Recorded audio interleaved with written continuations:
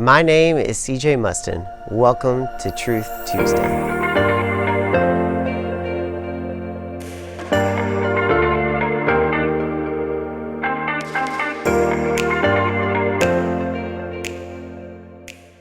You know, Halloween is coming up here in just a couple weeks. And whether you celebrate Halloween or not, I am a firm believer that you believe in ghosts. I know, sounds absolutely crazy that I would tell you that you believe in ghosts. Let me explain. We all have some ghosts in our past.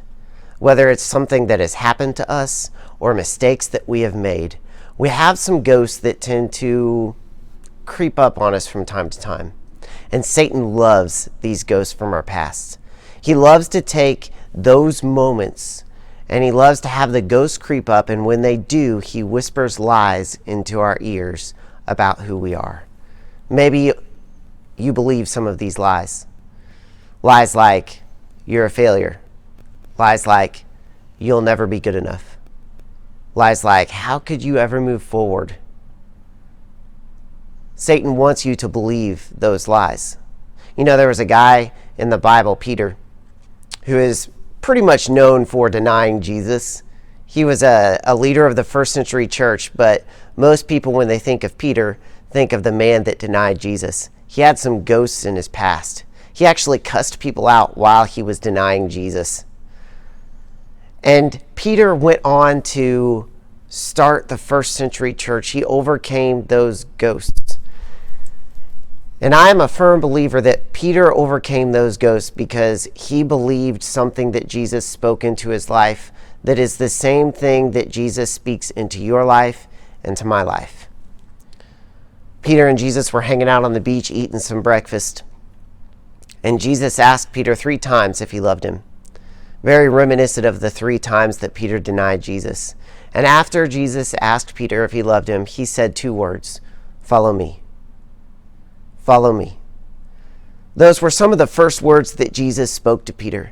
You see, when Peter was starting to follow Jesus, he was nothing more than a fisherman, a lowly fisherman that was never going to amount to anything more than a fisherman. And Jesus looked at Peter back in the beginning and he said, "Follow me." And Peter, in that moment, saw he had a purpose and a reason and was valuable beyond just being a fisherman, that God had a plan for his life.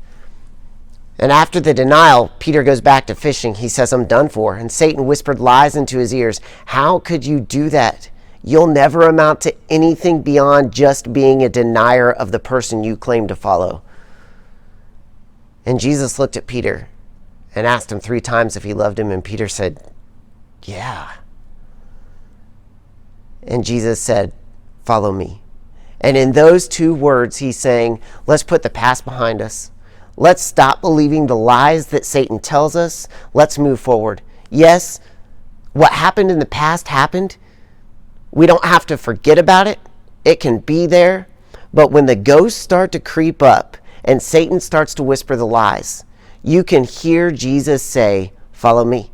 Let's start over. Let's do this thing together. Follow me." And we have a choice to make.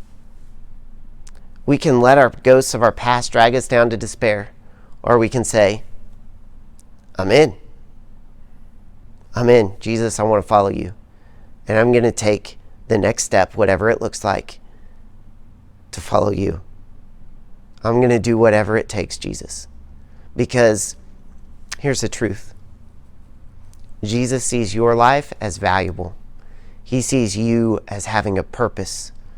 And he says, I don't care what your past looks like. Let's move forward from here together. Follow me.